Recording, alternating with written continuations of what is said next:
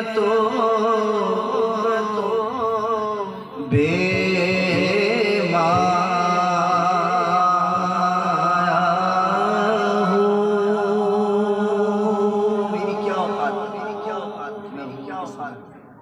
क्या औकात है? ये गुनाहगार हाथ, ये गुनाहगार आंखें स्टेज पे बैठने की सादत मिल गई, बहुत बड़ी बात है।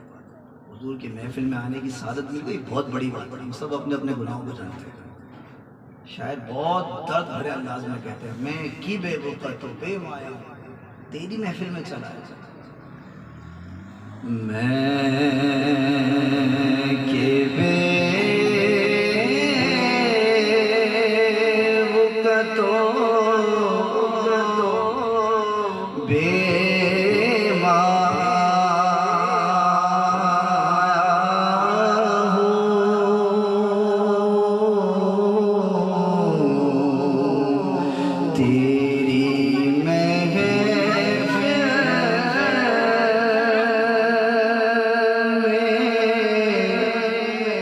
चला